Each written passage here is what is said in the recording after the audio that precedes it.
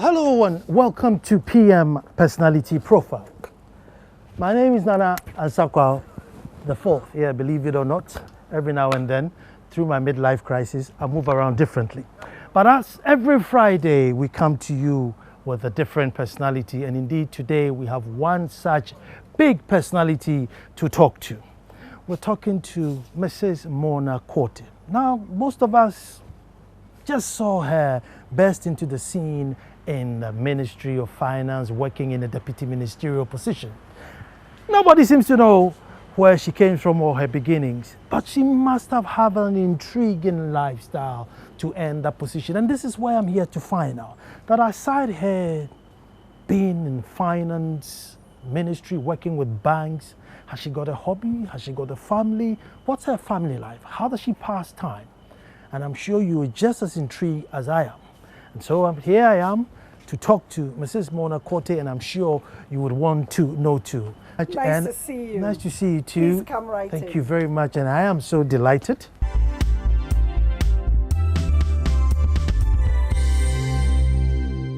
Well, hello and welcome to that favorite part where we're all looking forward to know the person. You always see people and you get to know them on screen or you read about them, and then it looks as if that's all they do. You ask, are they human? So I'm here to find the human and the social aspect of Mona Quartey. We've all seen her, and just briefly, just check this out. 1991, EcoBank. And then from EcoBank to Ashanti Goldfields company. From there, she set up her own, advisory services, the BVM Advisory Services, was a partner there. Then American Express Financial Advisor. This is back in the USA, Maryland. Again, Citicorp Investment Services, again in Maryland. Citibank, Maryland. BVM Advisory Services then kicks in, and then, they are on the forefront, advising people on, how to hedge and save your money and buy stocks and how to do all these things. Then Ministry of Finance, Republic of Ghana, July 2014, Deputy Minister of Finance in charge of Economic and Strategy, Real Sector Development. So you ask, has this woman got a life? Is that all she does? Just money, money, money, money, money? Well, we are yet to find out. Mona, thank you very much for welcoming us into your tulip garden. My orchid garden. Orchid garden, I beg your pardon. My orchid and some garden. anthuriums, as we have here. Some anthuriums. Yes. And I can tell that you have particular interest in your plants. Yes, I do. Yes. Yes. It's they beautiful. keep me grounded and sane.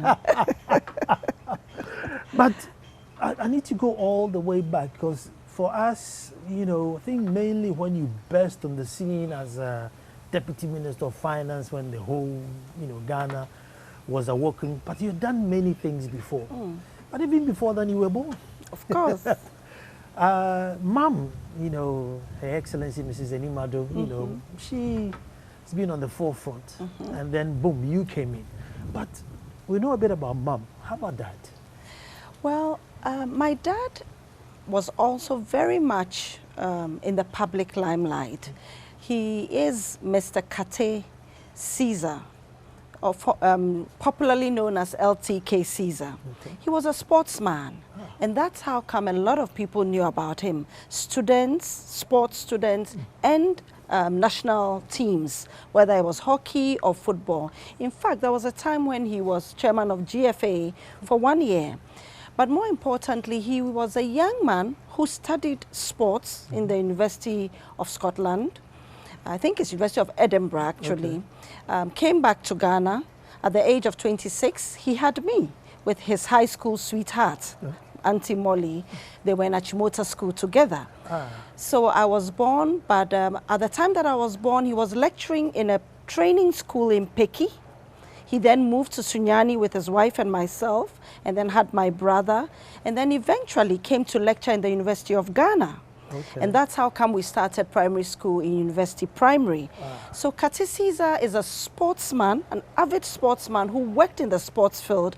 And at one time, he was actually deputy director of the Ghana Sports Council with Mr. Sam Nelson, who was the director at the time. So he's always been in the sports field. Now, I can see why, you know, Auntie Molly fell, because he's a fine dude. Was a dashing, handsome young man. So I can see how he swept Auntie Molly off her feet. Indeed. So how was growing up? I mean, Daddy was a sportsman. Mommy was more a woman. Mommy was a housewife initially when she was having us as children, the three of us, myself, my brother Len, and my younger brother Cyril. And she was primarily mother and housewife. Okay. But after my last brother, she became a working woman, as it were. She worked in a jewelry shop. Okay. And that was one of the things that got me interested in the metal gold and even silver. And to find out that, in fact, in Ghana, our two precious minerals are gold and silver.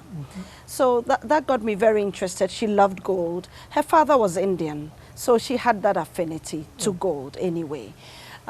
So she worked in a jewelry shop. Eventually, she set up her own business as an entrepreneur. And together with my dad, they set up a gym. That was actually one of the first gyms in Ghana. It was a small gym, but a lot of people came to that gym. A lot of people wanted to lose their pot bellies and so forth. And so we had a lot of people coming to the gym. She also had a masseur who was very good with sportsmen. In fact, my father trained him. So we did have some footballers and so forth coming in to have massage from the male masseur who took care of some of their difficulties, you know, painful cramps and so forth. But my mom managed that business very well, and she showed such strong organizational skills. And then, of course, she joined the political bandwagon from PNDC days into NDC. And she's been a cheerleader since then. So, fun times growing up then? Yes. So we started out life in Peki. I was born in Kolebu, actually, so my mother had to come and have me in Kolebu, which was great. I love that very much, that I was born in Kolebu. I lived in Peki. My godfather was Dr. Ephraim Amu, a very popular late Dr. Ephraim Amu. He and his wife took very good care of me. So do you remember like anything of him? I do remember them, but very vaguely. I also remember P.D. Quartey and his wife. He was headmaster in the school there at the time, in the secondary school. He and his wife also took good care of me as a baby. There were a lot of elderly people who helped this young couple, a 21-year-old and a 26-year-old, you know, newly married with a kid, and their parents were not there. But they had a lot of help, which is one of the beautiful things about Ghana. You always get other people stepping in to help you like family.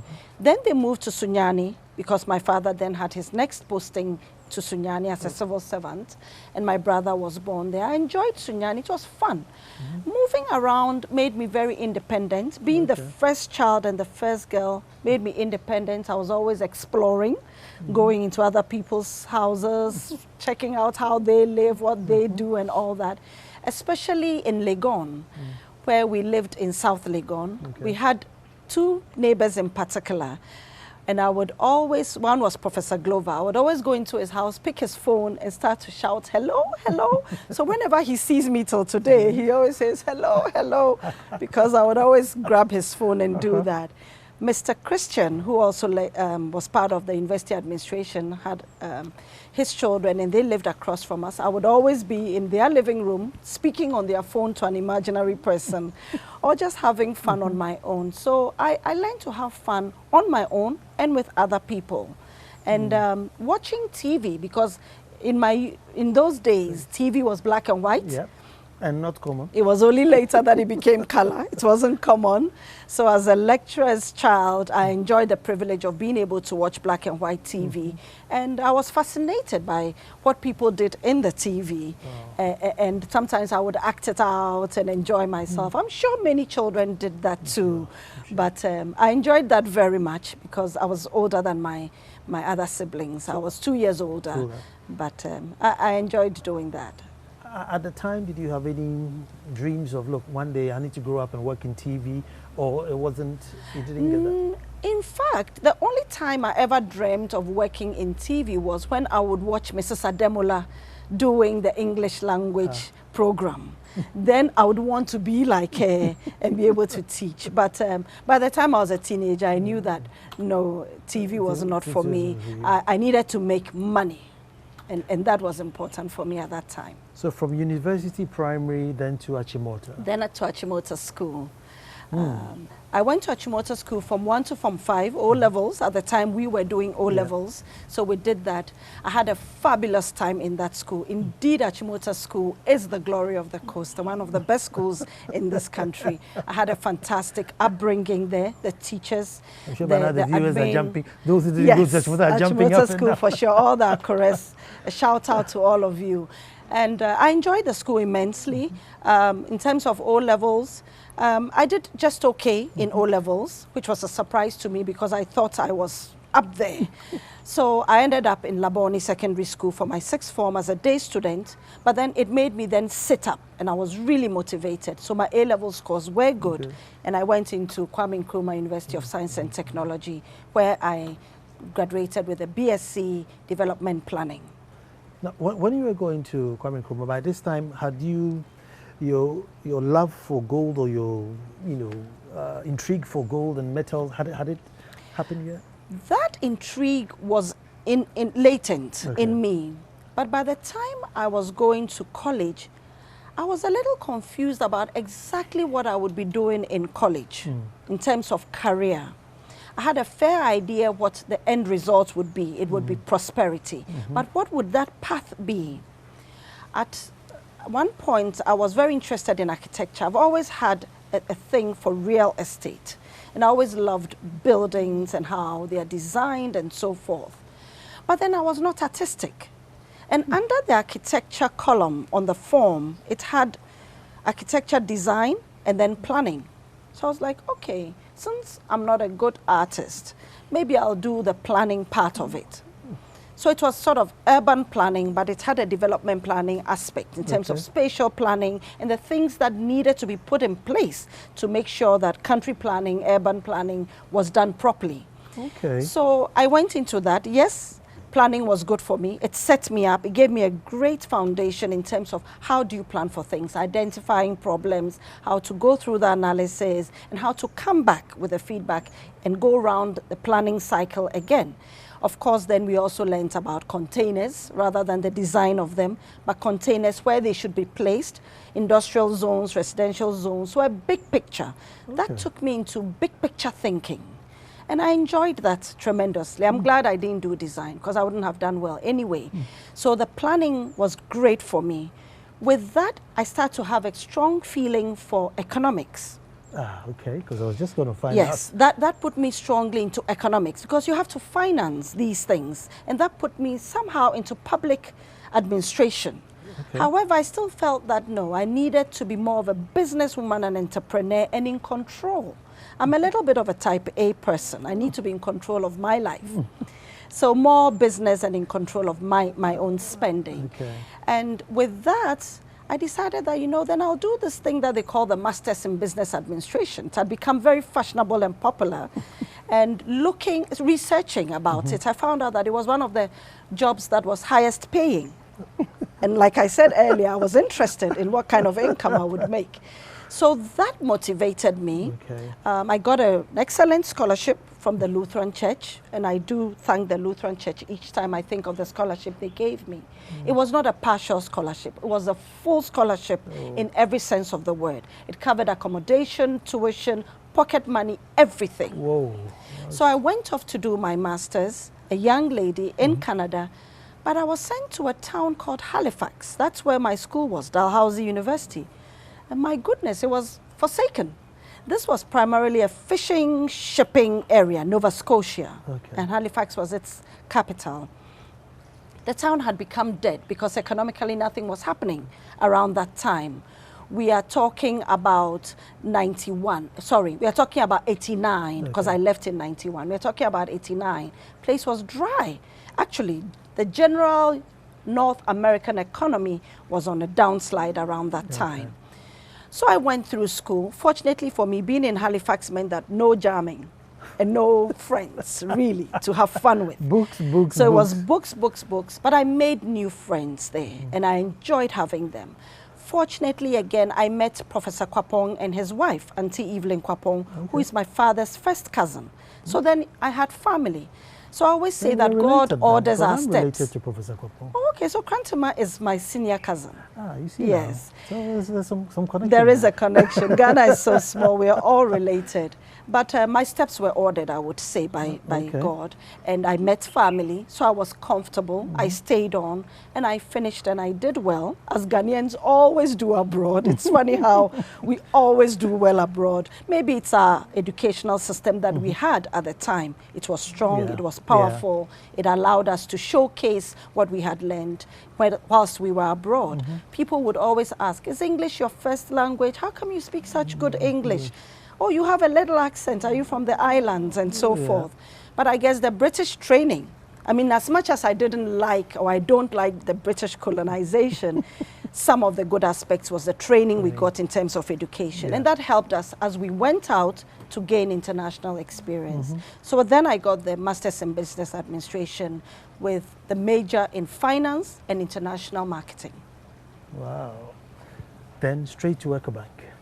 I came right back. I actually got a job in KPMG Toronto, which was nice because then I could have got more experience working there.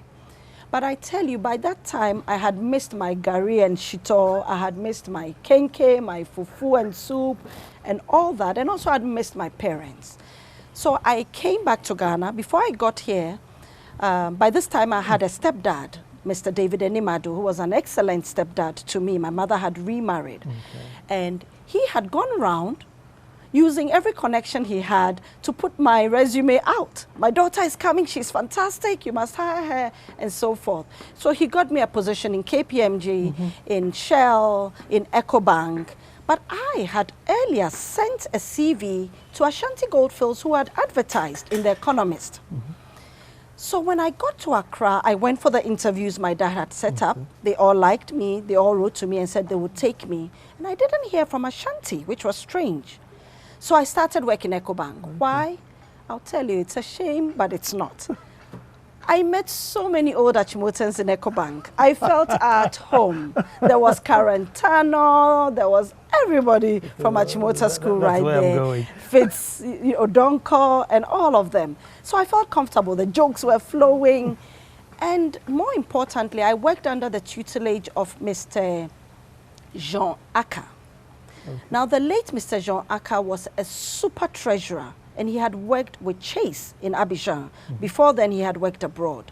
This man was a guru in treasury. Fortunately for me, there was only Sam Ashitiaje, who is the current managing director in Kenya, but he's actually the group for Eastern Africa. And myself. So Sam and myself were his pupils, and he was the treasurer. And that man taught us. He taught us everything we needed to know in treasury. By the time I left Ecobank, in just 6 months, I was a treasury expert. I could sleep and give treasury advice. I knew how to work calculators. I knew how to work the bank books. It was just excellent training, practical training. So that was just great. But whilst I was at Ecobank, then I got the letter I'd always been hoping to get from Ashanti Goldfields that said, come for an interview. So I went for the interview. They gave me an idea of what the salary would be. The salary was far more than Ecobank. So again, money came into play. But I was so comfortable with my friends there. However, in my rounds in Obuasi as part of the interview, because with Ashanti Goldfields, one person does not hire you. The top executive, the whole team, decides whether you will come on board. So everyone must talk to you. So I went to Obuasi and I had a complete interview with everyone. Some of it was formal, some was informal. And they were going into what they call the Ashanti Mine Expansion Program. So they needed people with finance background for negotiation purposes, for documentation purposes. I came at the perfect time, I believe. So I walked in, they all loved me. I was accepted. I worked in Obuasi for almost a year, so that was exciting. I met a lot of lovely people. I made a lot of good friends there before I came to head office to work with the MD's special assistant who was in charge of finance and treasury, Mr. Francis Tamaklo. I was with him for not too long, and then he got a position in the World Bank, in IFC actually. So then he had to leave. So it was good that I had been around for a while until he had that opportunity. So I stepped in. I worked with who everyone knows as Flash, another handsome young man, Mr. Kojoanda. And he was in charge of corporate finance at the time. I was in charge of treasury, and we made an excellent team, and we helped to take Ashanti to its greatest heights, which was the initial public offer in 1976. So we were part of the team that took Ashanti onto the stock exchange, the Ghana Stock Exchange and the London Stock Exchange at the time. Ghana government was selling its shares. I guess that was under the watch of Dr. Kwesi Bochwe. He was finance minister at the time, and ex-governor and ex-vice president Mr. Arthur was a deputy finance minister at the time. So they worked with us to put their shares onto the stock exchange. They got money to fill their budget holes, and then we also became listed, which meant that we were no longer a Papa Mama company. We're no longer Mickey Mouse. It was now big time. So anyway, we had done well to be accepted onto the stock exchange. We were good enough, our numbers and everything else. We also had this dream as a team with Dr. Sam Jonah of becoming a 1 million ounce producer. And that was why we were doing all these expansion programs.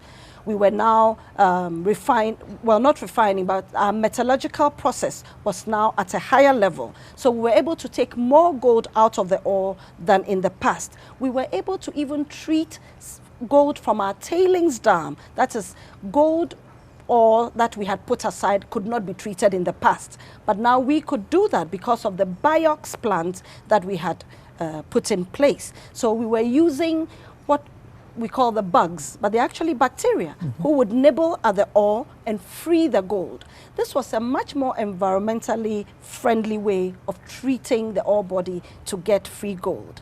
And these are some of the wonderful things that we did at Ashanti that endeared us to the stock exchange, and we got great investors. So Ghana government was able to sell part of its shares. It still kept some, of course. I'm going to take a break here, but when I come back, I can feel that even though you've done, worked with so many places and had so many, there's this affection with Ashanti Gold. What is it? And then we'll move on to other things. Don't go away.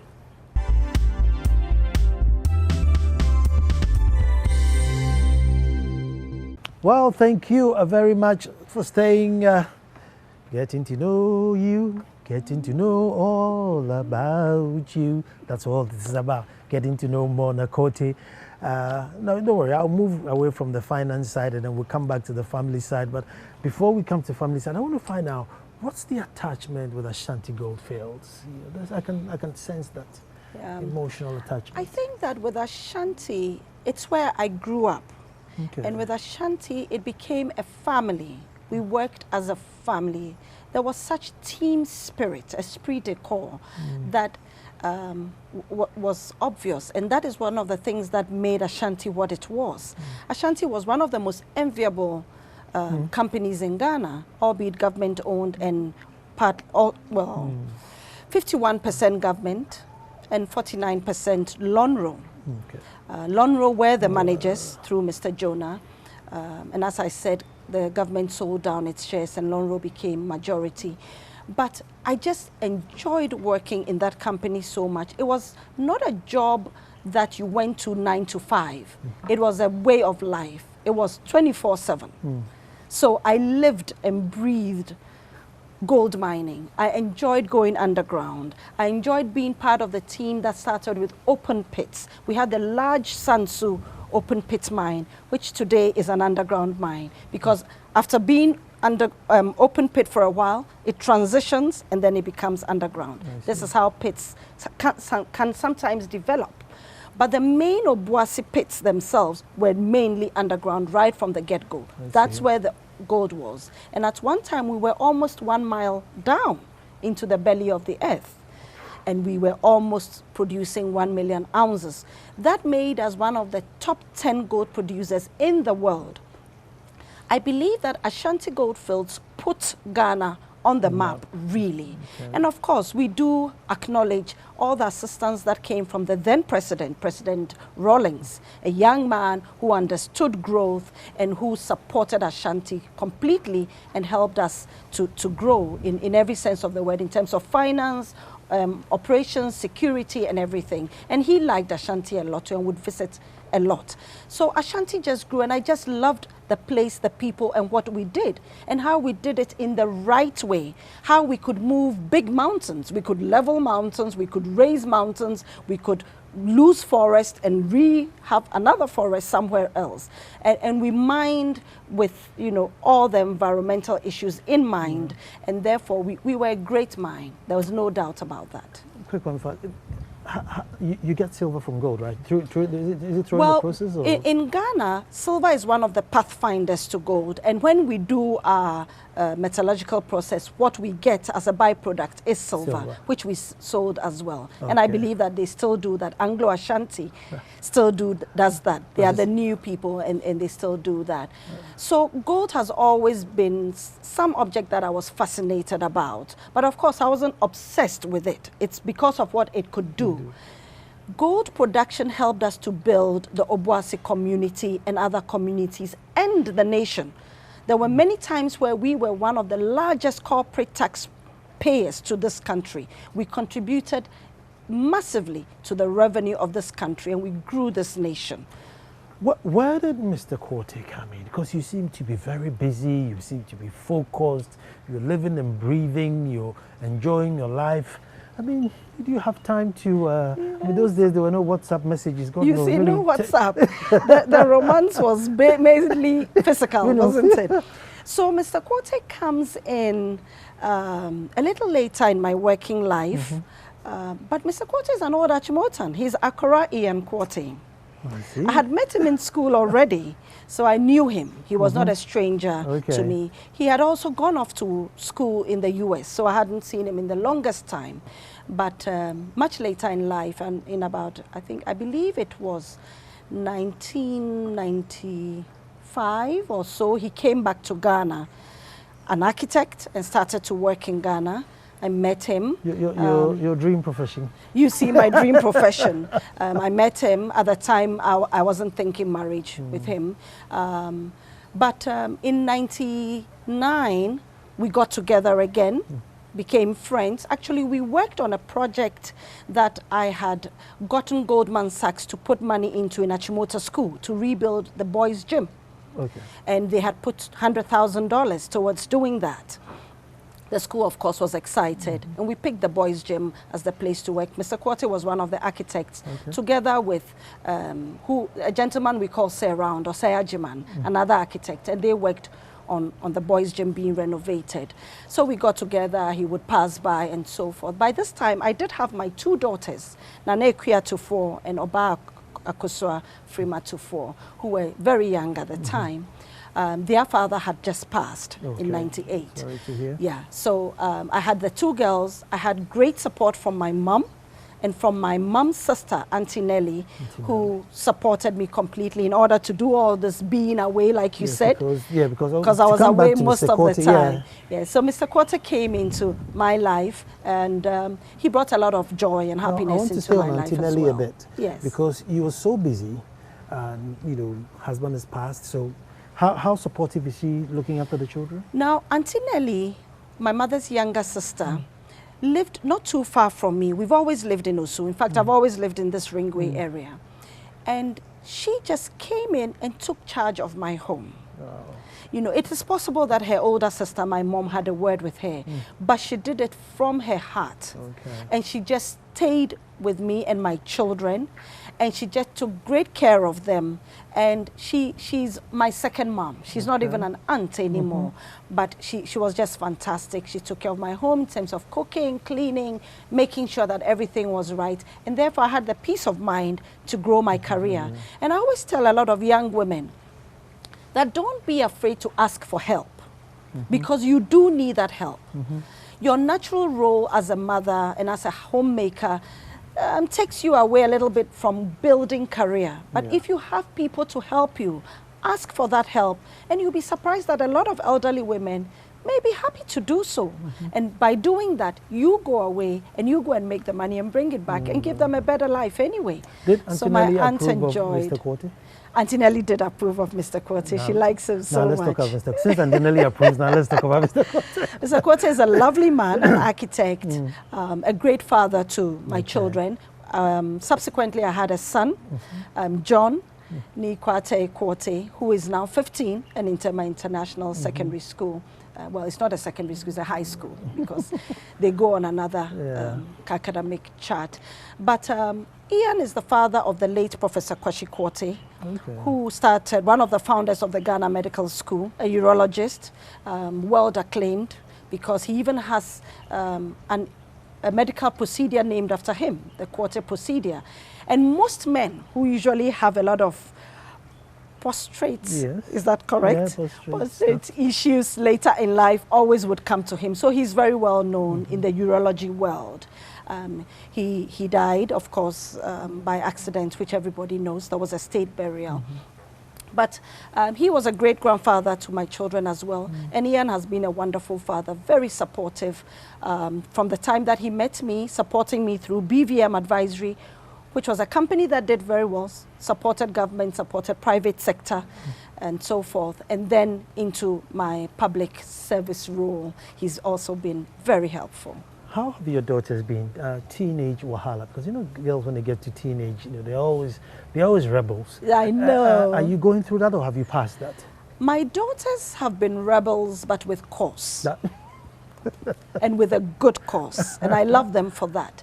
Because my daughters were so close to my mom and to Auntie Nelly, and because anytime when I would be at home with them, they understood what I was doing. I would explain what I was doing. And like I said, Ashanti was a 24/7 job. So I'd bring work home. So they were part of it. You would find Nana on the phone asking for gold price quotations and so forth. Of course, she's just playing. You'd find her interacting with some of my officers like Richard Akutu, Seth Asante, all the wonderful guys who worked with me. So she understood what I was doing and she enjoyed it. Oba Kosua is sort of a quiet introvert, but she was watching too and she enjoyed it. So, for example, a few months ago, I called her and I said, Oba, can you book a hotel for me close to your school? She's in university in California. I'm coming to visit you. Find something that is reasonable price. She said, oh, no, Mom, you deserve something that is extravagant. So Oba is quiet, but she likes the good life. Her father, Ian, calls her high maintenance. She's a steak and lobster girl. Whereas Nana is very conscious of how you spend money. She would say, stay in an Airbnb. I said, but an Airbnb is second-hand, it's someone's house and someone's bed. She said, yes, but you need to save the money. So I have two very different daughters, both rebels, but in different ways. And I think they complement me. They bring out those two sides of me. The side of me that likes to enjoy life, and the side of me that likes to make money, that likes to save money and invest and do well. I see. And how's your son? My son is 15. He's turning out to be a born leader. Which is very exciting for me. And I know most mothers say their children are geniuses. So my son is a genius too. He's just great. He's good in school, but he likes to enjoy himself so much. So most of his report says he must pay more attention, he must show more interest. He seems to be more interested in the young girls and the enjoyment and the sports. He's the goalkeeper for the school. He likes the extra things. But I'm not too worried because his dad is like that and his grandpa was like that too, and they turned out very well. I'm happy that he's got a balanced life, that he enjoys girls, he enjoys going out with his friends, being the leader of the pack, but at the same time paying attention to his studies. So he's doing fine. He has his two big sisters who are constantly checking on him. So he's under wrap and he's doing well. Did Auntie Molly, you know, inspire you to venture into the political world? Her Excellency Molly Nimado definitely inspired me. After she got into politics, it was not just being in politics for politics' sake, but it was to do well, and to do well for herself. So my mom had come out with O levels, and that's what she had in terms of academics. However, she improved her education through Bible studies. Strangely enough, she used Bible studies to improve her language, her logic, the way she would think, and she became a very wise woman as a result. She was nominated to become the chairperson of the National Council for Women and Development. And I remember when she was called and told about this position, she said, "But I don't have a PhD like the other people who've worked there." And they said, "No, but we're actually looking for a wise woman." And that is what Molly Nimado has always been, a very wise woman. And I learned that from her, and I benefited from that wisdom that she had, the wisdom and the understanding. She always had a very different perspective. I would have that tunnel vision type of, perspective, but she would have the wider perspective. And she made my life a better one in terms of that. After being chairperson... Does she still see you as a little girl? I think she does, because she still always tells me, don't do it this way, do it that way. Don't worry about this. This is nothing. This is funny stuff. Focus on this bigger picture. Focus on this. Don't get into petty things. Don't get into insulting. Don't get into all those low-level things. Think high-level and move into high-level stuff. Things that will improve the nation, improve your family, and improve yourself. So she was very much like that. And eventually, she was nominated ambassador to Rome, to Italy, actually. We always say Rome because it's the great Rome, but it was to Italy and many other countries that were affiliated. So she went in 2015, late 2014, 2015, I believe. And she had a wonderful time in Italy. She visited all the other countries that she was in charge of. And she came back an even stronger woman. But she has always had that strength of character. She knows when to let go and when to keep. And that's been one of her strong characteristics. And I must say, in spite of age, she's not letting go crowd. At all. She says, Yombo beggar.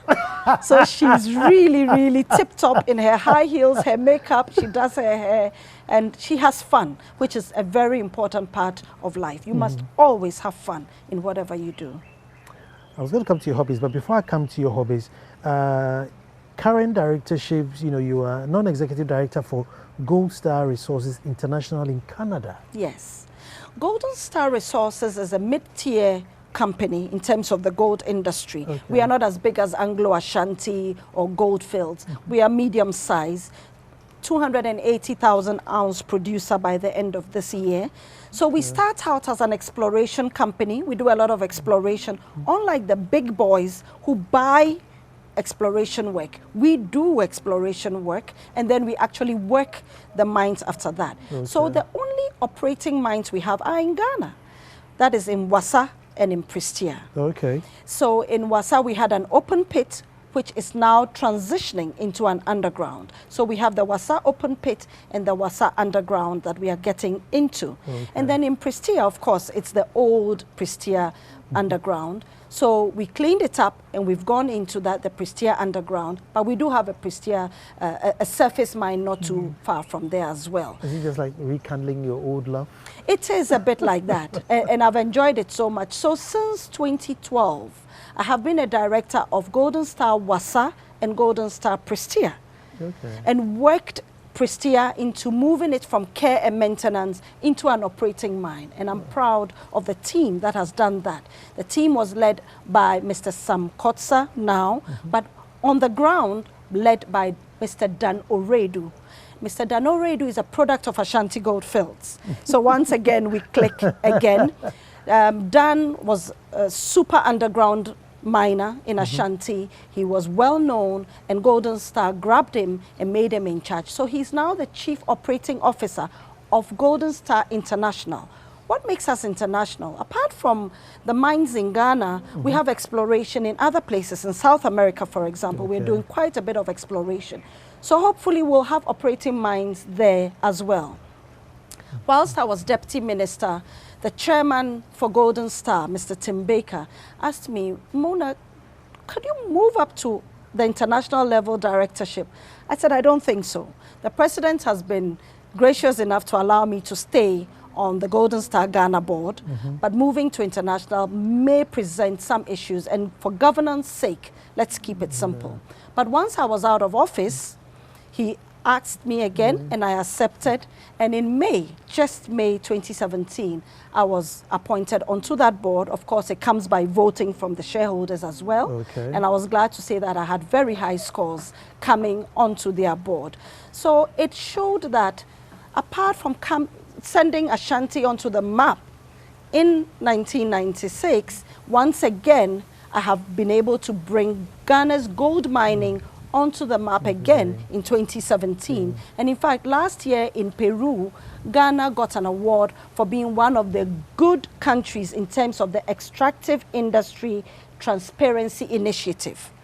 And that is very important in terms of investors, because now they're looking for mines or extractive industry that works in an environmentally friendly way rather than destroying the environment. So I'm glad that Ghana won that, and it's all through the help of the gold mining companies in this country who work properly. I think destroying the environment, one day we'll come back and talk about destruction of environment. Apart from the the main ones, the other ones, it's an untold story. We don't have time for that. We'll talk about that another time. But Mona, so do you have time for any hobbies, and what are they? I mean, how do you pass time? I pass time in my work, actually, because my work is actually fun.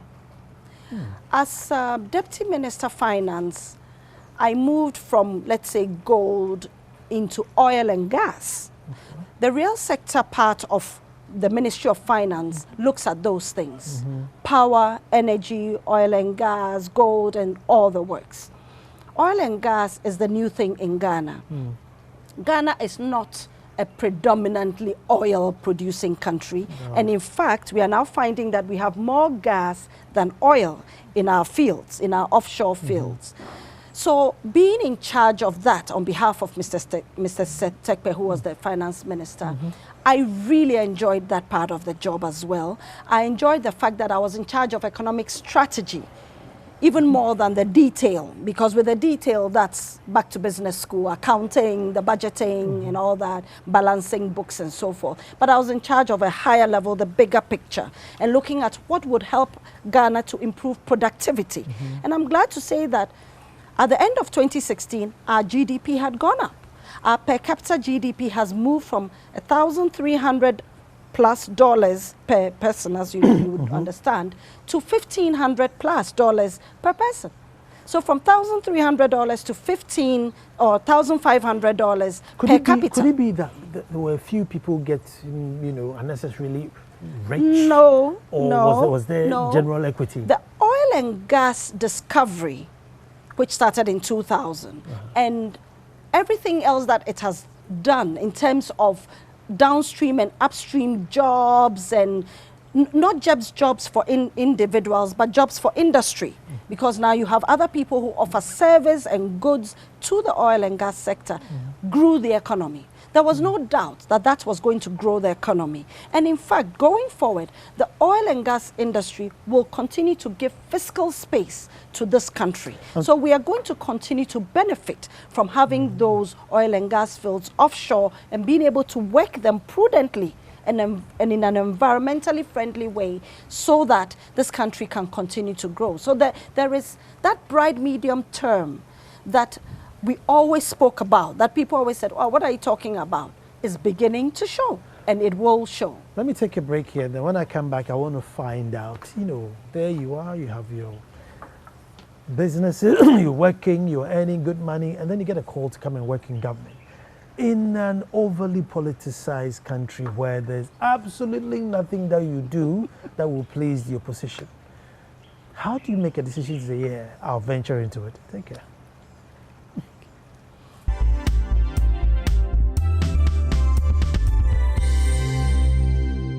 Well, thank you very much for staying, and I'm sure you are just as amazed as I was, because I remember also hearing the news that, seeing the pictures of a certain small, beautiful, fair lady B. Her name has been mentioned all of a sudden in finance. Hey, as for this one, there must be the president's girlfriend or something. Ofihina, Oba Sisi. Asumua, she's been there and she's worked it. She's been through the mill before she arrived. So I'm getting to know just as you are getting to know. But I just want to find out, weren't you scared of entering into Ghana's political space? It's vicious, unappreciative, unfair. You put white down, somebody says, oh, no, it's not white, it's yellow. The same person comes and put the same thing down and says, oh, this time it's white. The same thing is white. But, you know, it's not as if you were lacking or you needed the money or you were comfortable. Were you not scared coming into this space? No, I was not scared. Really? First and foremost, I love people. And I enjoy being with people, working with people. My very good friend Tony Letha always says, as for Mona, she can't be alone. I just love to be with people, no matter what they are, whether they are difficult. This is Ministry of Finance, so it's whether they are difficult, whether they are friendly, it doesn't matter to me. I chart a path and I just follow it. I'm fairly tunnel vision in that way. And I like to be of use, of service to people. And I do love my country, Ghana. There's no doubt about that.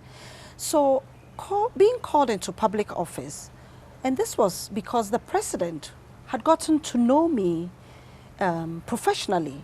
In fact, we had never been friends, casual friends. It was always a professional relationship. And he appreciated the advisory work that I was doing. Right from the beginning, I had advised government, I advised private sector, and each time we had done well, by God's grace. All my clients were doing well. So I had a testimony for that. So at the time that he invited me, I thought, well, it's time to do some public service. It's time to perhaps take a pay cut and just do something for Ghana. Again, if you recall, there was a little bit of news about me being an American citizen and so forth and so on. We had thought about this already. I mean, at the end of the day, we do read. So we knew what the Constitution said. And I had discussed with family, I had discussed with my husband and my mom. Now, my mom, being who she is, said, listen, just give up the American citizen. You are a dual citizen because Ghana allowed dual citizenship. So you are dual, you're still a Ghanaian citizen. Give up the American citizenship and do something for Ghana. I'm not sure that in America you will be called to be a deputy treasury person. But in Ghana, you are going to have the opportunity to showcase your skills and show people what you can do. So do this. And I do listen to my mom. So I took my mom's advice and I renounced my citizenship. But I mean, if I were Mr. Quartey, I mean, come on, this is not an overnight decision. This we have to talk about. Mr. Quartey and I had many discussions about it. Of course, Mr. Quartey and my children continue to be American citizens. But we had many sleepless nights over it because he said, are you sure you want to give it up? There'll be no appreciation. We've seen it in the past. People sacrifice so much for the country and they are not appreciated. And I said, well, I'm not looking for appreciation from the very people that I am giving to. Because I have come to believe that it's not about tit for tat. It's not about I do you good, you do me good. It's about I do you good, God sees me and blesses me. And that is what was more important for me.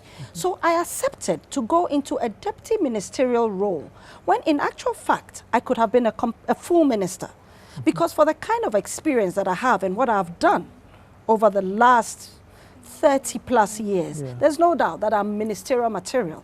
However, I was humble enough to step in as deputy minister to assist the team there because my eyes were never set on the Ministry of Finance. That's not where my goal was. I had other ideas of where my career path was going to. So this was an aside, a diversion to just go and assist a team that was already good, but that needed to get to a certain point. Any regrets?